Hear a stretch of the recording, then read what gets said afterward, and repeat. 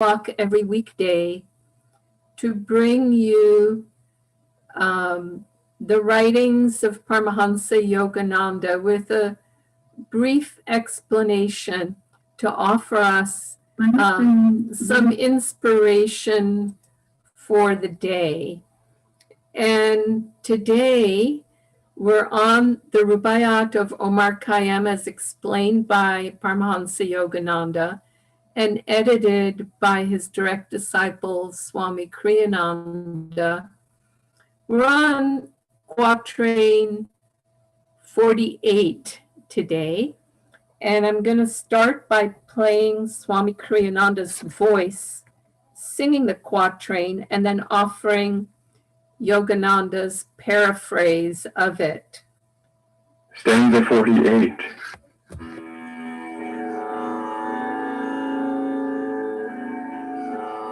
While the rose blooms along the river brink, with old Khayyam the ruby vintage drink, and when the angel with his darker draught draws up to thee, take that and do not shrink. Paraphrase. Follow the teachings contained in ancient lore. Withdraw your consciousness from the senses to the spine, for there flows the river of life, its waters redolent with sweet meditative raptures. Drink daily with Khayyam, the vintage wine of ecstasy.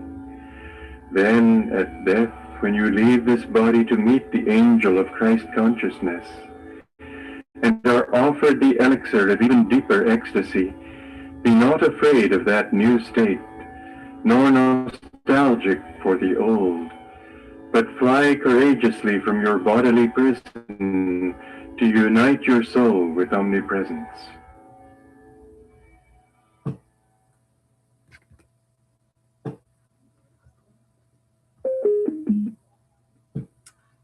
Well, this is a very interesting quatrain because he's talking about, bottom line, non-attachment, freeing ourselves from the attachments we've created for ourselves in this lifetime, the likes, the dislikes, so that when we become internalized, or even as he describes in the paraphrase, at death, when we have to let go of all of these things, why wait until death for us to be able to soar in the sky in freedom?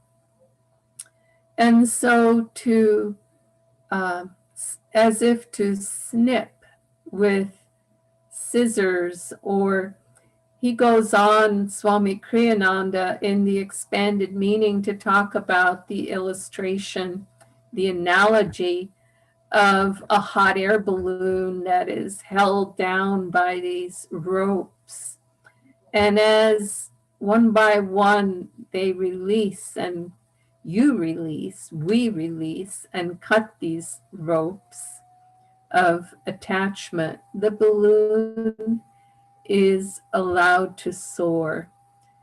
And so we have the ultimate dilemma where we have the ability at any one point in time to soar in freedom. We don't have to wait until death to soar in the freedom of the skies, as it were.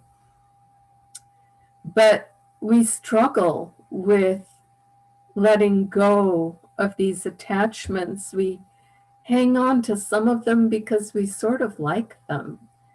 They make us, even if temporarily, feel a sense of comfort.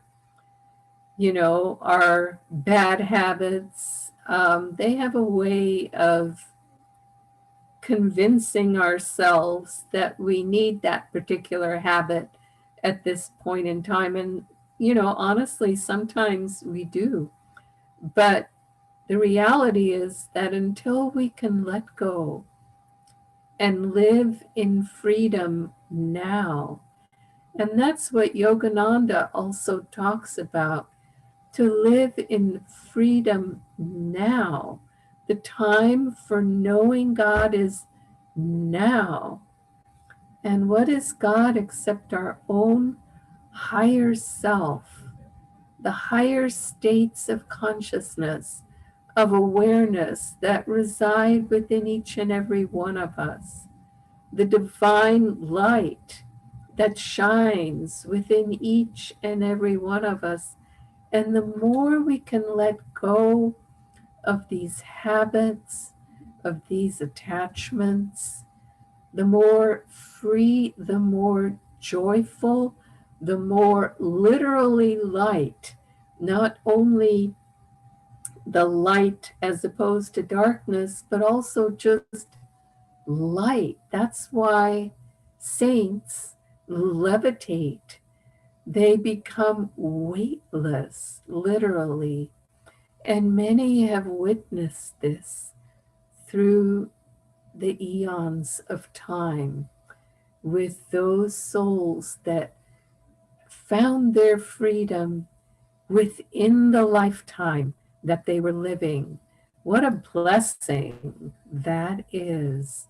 And it's not just, so we can see that saint, we can do this. And that's what Yogananda, why he came to the West. One, to show us the underlying similarity between the teachings of Christ and Krishna. And the other is to give us the techniques that will help us experience our own divinity, our own lightness.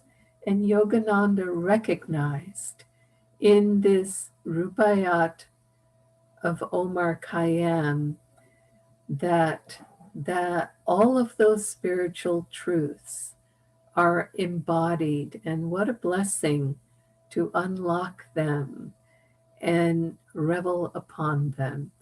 Joy to you, and we'll see you again